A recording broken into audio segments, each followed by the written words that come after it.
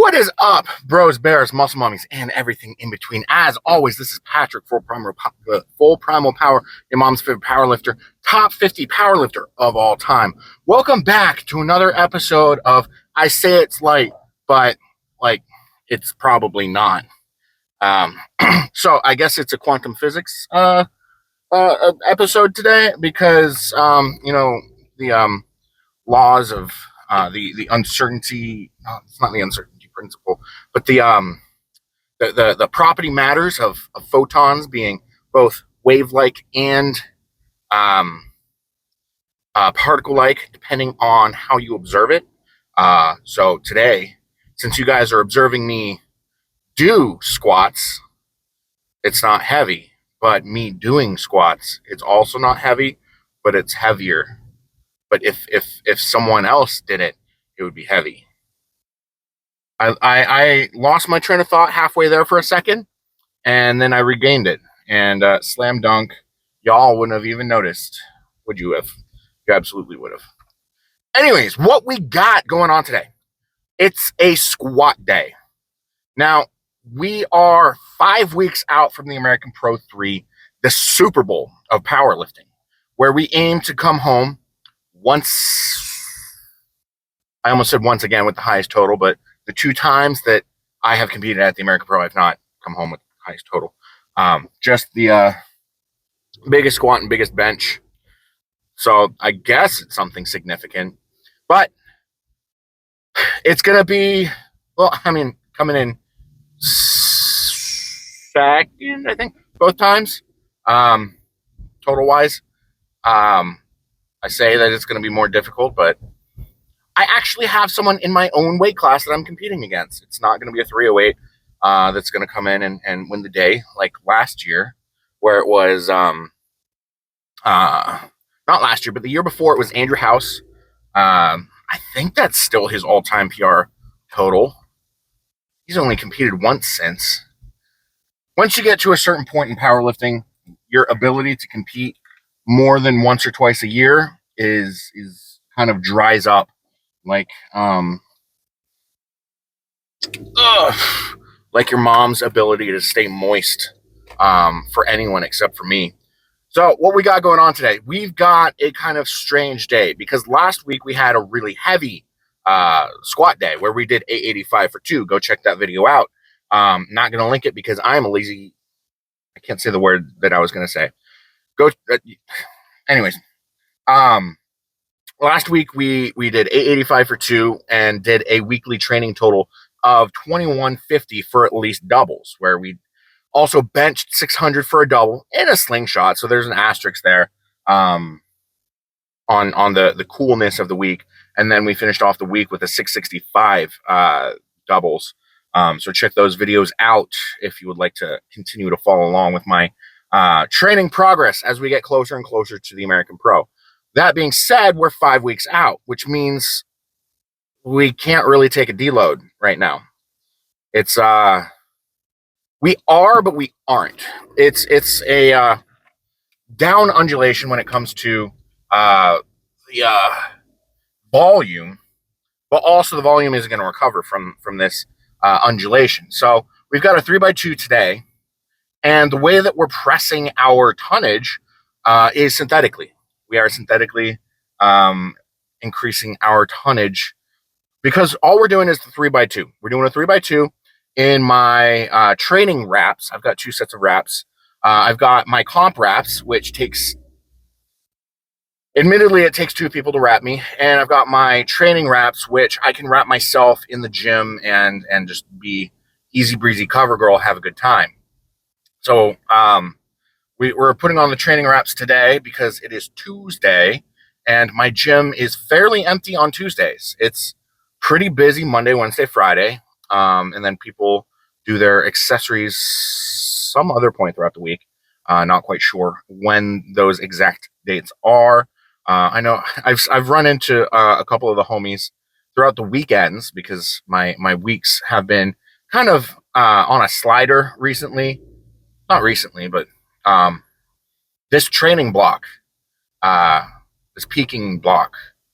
Yeah, because my coach wanted me to have someone centering me on the bar. So We slid my Monday to Sunday, my Tuesday to Monday, but this week, due to some unexpected illnesses and having the need to, oh shoot, okay, never mind. Having to do some bloodletting, I to compensate for an overabundance of red blood cells. I took an extra day of rest on Sunday to watch the Patriots lose to the 49ers in the most spectacular fashion ever. I turned to my dad, who I was watching the Patriots game with, and I was like, when was the last time the Patriots scored a touchdown? It's we're falling on hard times since Tom Brady has left.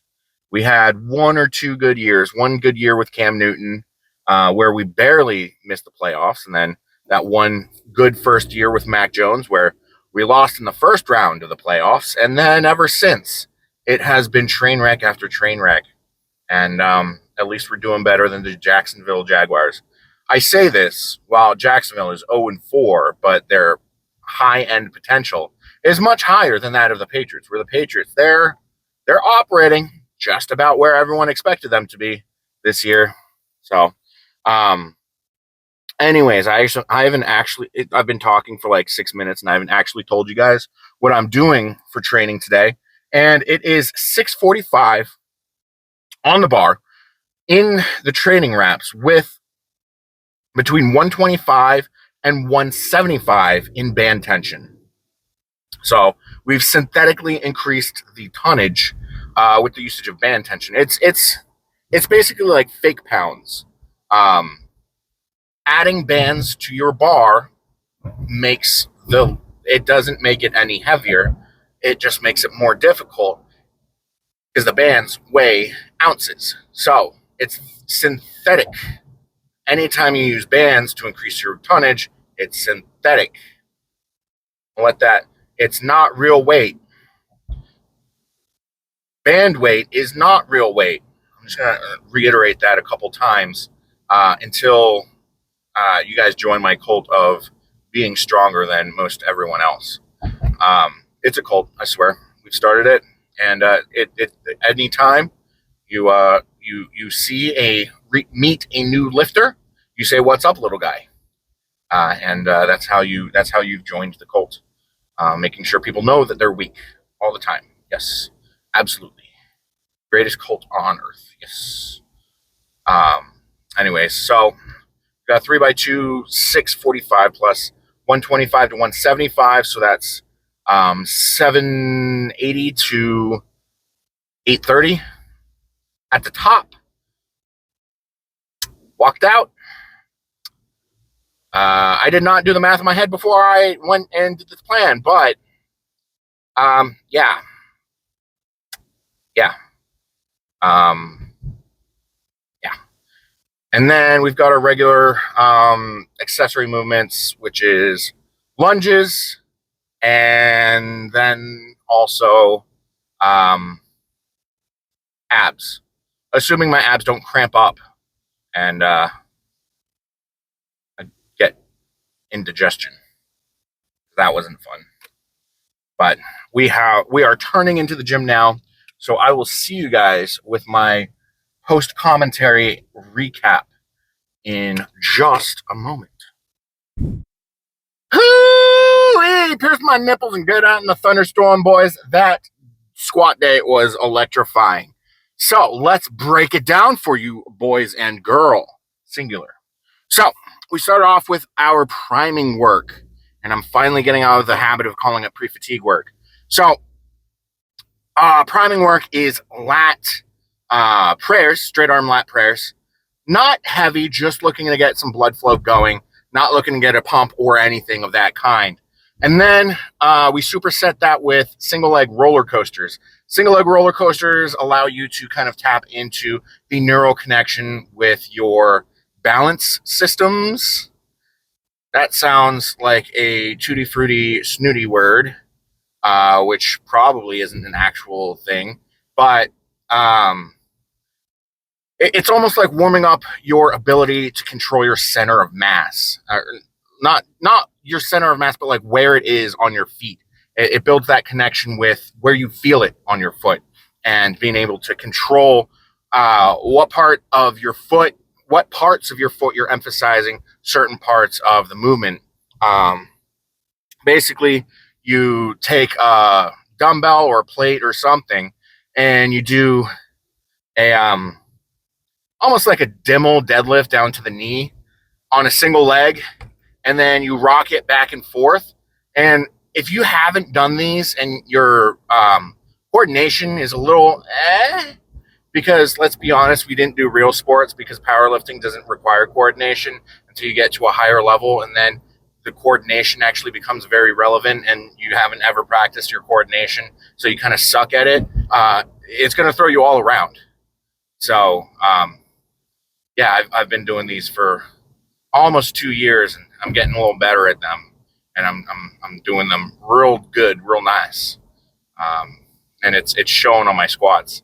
My last training cycle, coach paired these with meditation, breath work, meditation thing. It was weird because it worked just for warm ups, and then by the time that I was doing my working weight, the stimulus and the performance enhancement attributes of the superset kind of wore off. So I was like, not super, whatever. So yeah, those were good. I don't know why I have to say whether or not things are good or not. Um, it's basically standard procedure. And then we also have some other priming work, which is goblet split squat, not split squat, goblet squat iso holds, supersetted with contralateral split squat iso holds, and trying to emphasize the knees inward portion of the split squat to kind of center the hips and the knees and all the stabilizer muscles of whatever muscle groups are required to make sure that you don't blow shit out of your asshole. Specifically, muscles and tendons in your legs.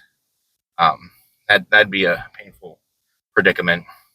Yeah, those were good.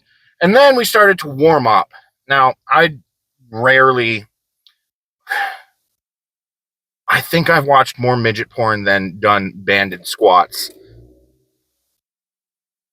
No, just more recently. But all right, so I really didn't know how to warm up with bands, and I'm not sure if I did it correctly, because let's be honest, boys, that shit smacked me in the face harder than your mom did when she finds your search history because you hadn't discovered incognito mode yet, right?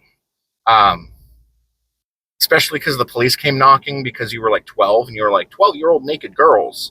And yeah, that got you put on a list. Yeah. Anyways, so we started off with the bar plus, I'm going to say 175 pounds of band tension. I did a doubled red and a singled red. The doubled red had about 50 to 60 pounds of band tension, and the singled red had somewhere between 20 and 30 pounds of band tension. I didn't test the band tension out where I was squatting because I was doing walkouts. Because 645 on the bar is not that heavy, and I was like, I just banded squats with 645, completely forgetting that you have to add the tension to be able to think about how much band tension and what your body perceives as the weight on your back. Even though band tension is fake weight, still got to consider it. So we were walking out 830 pound approximately. So let's just assume approximate. I used a crane scale. If your gym doesn't have these and it has bands, and people tell you weights that are on the bands, this is exactly why I say bands tension weight is fake weight, because they're going to pull out random numbers out of their ass because they looked up a chart once on Elite FTS. I've done that. Yeah. So warmed up with the bar, and I was like, oh, this is actually hitting pretty hard. So it's 55 plus one, so it's like 225-ish at the top. No, it's, yeah, it was 2 plates per side, basically. A little over that, a little under that, about 2 plates per side. Okay, that's the real measure that we're going to be going off of today. About 2 plates per side in band tension. So we did the bar with that band tension. Sorry, that was my thumb. That felt pretty meh. I was gonna do a set of 10, but I was like, because when you don't have weight, there's nothing, kind of like no base inertia, so the band tension kind of throws you all around, and you really got to rely on your core pressure. And it's like the more weight you put on the bar, the less like iffy that gets, the less prevalent it gets, right? Once you get more plate poundage on the bar than the band tension, then it's like, all right, your body really notices the weight rather than band tension. So my coach has me do this thing where I've got some slow eccentric squats with pauses in every warm up based on the way that I squat and the way that I'm warming up now, because I'm doing 3 plate jumps. So I jumped from the bar to 3 plates with the bands, which is what, 325 plus 175,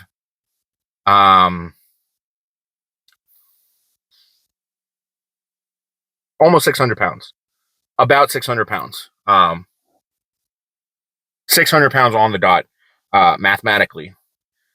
I decided not to put on a belt for that, because usually with 3 plates, I don't put on a belt. And I was like, okay, so I'm only doing a triple with this. And then my last warm up, which was 6 plates, 595, plus 175. So, 765, 780 ish. Yeah, 780. I was like, I'm not doing the slow eccentric stuff on this stuff.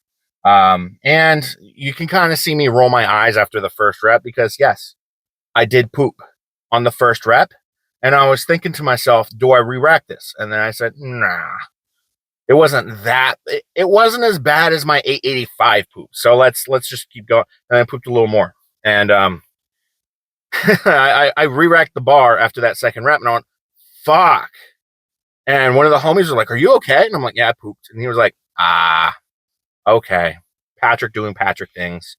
IBS is a bitch. I wish that I could take Imodium, which is what I take on meat day every day. Or not every day, every meat day. But can't take that every day. And then we did the we were all warmed up. We just added 25s onto the bar, so it's 6 plates plus a 25, because of 55-pound bar. And that's what we were doing. That was our working weight for the day, plus the doubled band and the regular band. So first set, it kind of smacked me in the face, because I took so long cleaning myself up after the poopy times. Kind of sucks, but it's inevitable. And then I had a little squeaker, and I was like, ugh.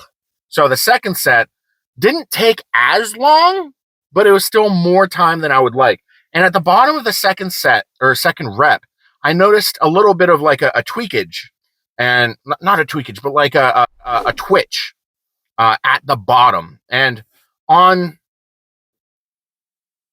when I rep things out, I mean, I'm doing doubles. The last rep, so I've got a focal point that I focus on when I'm squatting, and it's on the ground.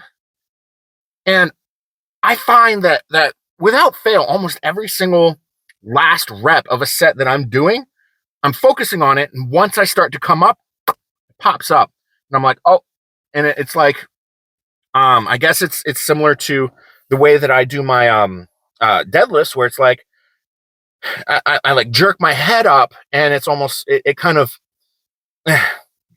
it like the cue that I have for deadlifts is act like someone's yanking your ponytail. I don't have a ponytail because I'm a straight man, but yank the ponytail, and it really brought my hips into the movement. I sent it to my coach, and he was like, you know what's probably going on. So first of all, if you this yanking is not necessarily a bad thing, because when Brianni Terry, my nutritionist and the number one female deadlifter of all time, squats, she has a similar thing, and we have the same cues when it comes to squatting, for the most part. So he was like, it's not necessarily a bad thing. And then he got the video, and he was like, okay, so what's going on is the bands are pulling you forward. So the cues that we're working on, which is your elbows under the bar, are getting pushed a little further because it's harder and harder for you to stay more upright when the bands are pulling you forward. So we're basically feeding two birds with one stone here, and it's doing extra work, and you're doing better, and you're getting more out of the movement because of the little bit of fuck up that you did. So it was like unplanned, but it was good. I was like, yay. And then the last set, it was perfect. It was chef kiss perfect. Mwah. Chef Curry. I don't like the Golden State Warriors. Fuck Chef Curry. I like the Celtics, Boston Celtics. Forever. I'm still a Patriots fan. Like if you're wondering if I'm only a Celtics fan because they won the World Championship this year, nah, I'm still a Patriots fan. After Tom Brady left and the Patriots went to shit, still a Patriots fan. So that's my loyalties. I feel like I understand the Cleveland Browns a little better. I wouldn't mind moving to Cleveland or Cincinnati, like that area. Ohio is gorgeous. It's like cornfields as far as the eye can see, and it's like small town movie set vibes. Whereas like New Hampshire, where I live, is like it's small town vibes, but it's like old crusty shipping, like whaling village, like all small town, but it's almost like everyone's fucking each other. It's like the South of the North, like all the stereotypes of like West Virginia. Yeah, that's New Hampshire. There's like what's it, Milford, New Hampshire. People have their like sofas on their front lawn, like everyone assumes that the Southerners are, and also racism. Lots of racism up here. Not that there's any minorities to be racist to. There's very few. My school had 2 black kids out of 800. So, anyways, before we get canceled, we finished off with our accessory movements, which was contralateral split squats. Those destroy the knees in a good way, and then we finished off with abs, and we're doing sets of 10 instead of 15 because we're basically saving ourselves for marriage. I mean, the platform. See what I did there? I made it very funny. But I'm gonna go inside. I'm getting called because my roommate was like, I just went to my car and you were in your car talking to yourself. What's going on with that? And I'm like, don't worry about it. And they're now calling me. We've been smelling a skunk around the area, and I saw it once last year and once this year, but the time I saw it this year was on a different street. So I don't know. I'm gonna call them back, and then I'm gonna eat my dinner, and then go the fuck to sleep, and then wake up and get abused by children again. So as always, this is Patrick. Tell your mom I said hi, and I'll see you guys in the next one.